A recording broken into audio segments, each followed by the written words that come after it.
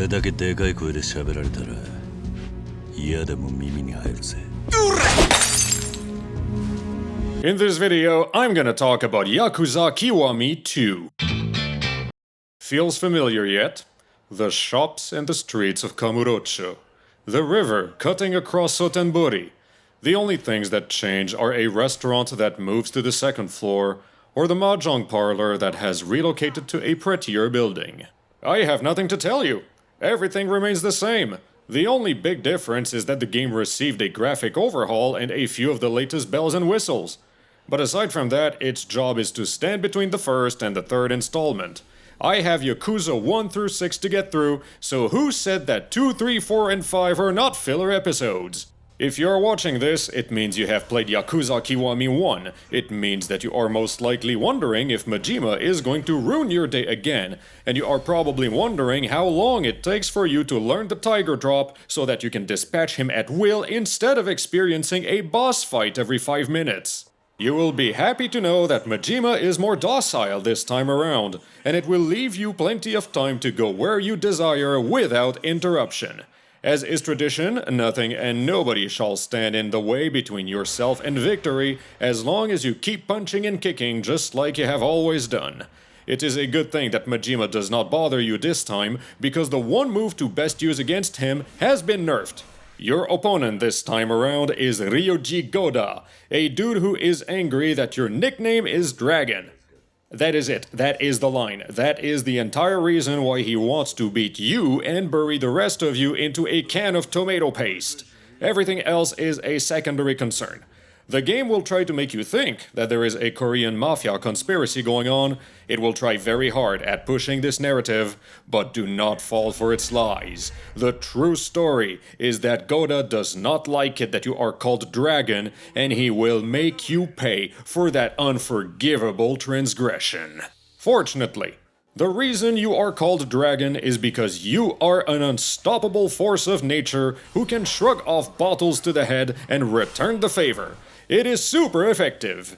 If bare fists do not do the job, you can get yourself plenty of weapons to increase your damage, and at this point, using and maintaining them is so cheap that bare-knuckle fighting becomes a last resort instead of a first choice.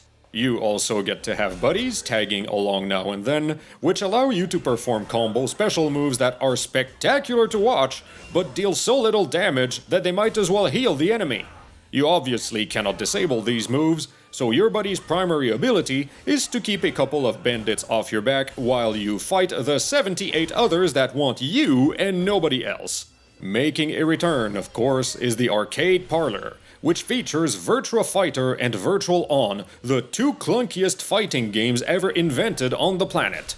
The Arcade Parlor is by far the worst location in the game, because it does not include Super Hang-On, the best game ever invented on the planet.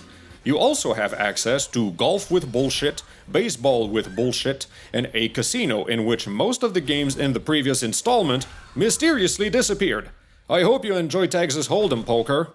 I spent 197 hours on Yakuza 0, 66 hours on Yakuza Kiwami 1, and 50 hours on Yakuza Kiwami 2. At that stage of the match, you know where to go and what to do for the most part, and the environment becomes peppered with human-shaped obstacles. I did not really want to fight them anymore, but I had to, because there are achievements to get and conditions to fulfill, and that is the story on how I became a punch clock hero. By that, I mean that I punch clock people in the face, and I try to be as efficient about it as I can, so that I can get back to managing gorgeous beauties, or refusing to play the real-time strategy minigame. The Kiwami overhaul introduces a bunch of stuff that existed in the previous two installments, and therefore which you probably have played before, or will probably decline once more to play. It also contains new features that did not exist in the original game, but the only noteworthy thing I can remember is a handful of side missions that boil down to beating up everything and everyone in sight.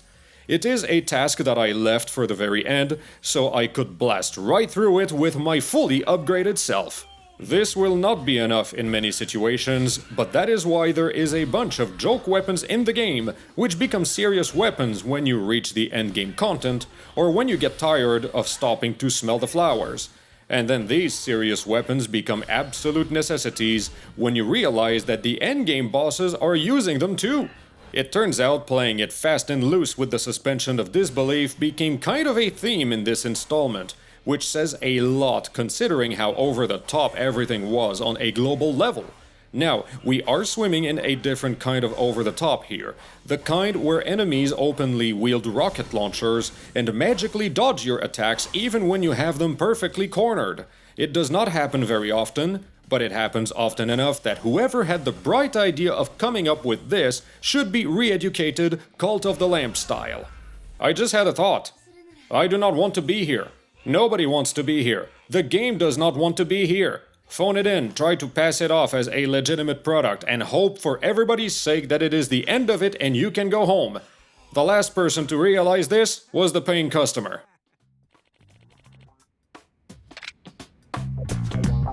In short, this game is a main course ordered 10 minutes before closing time. Soon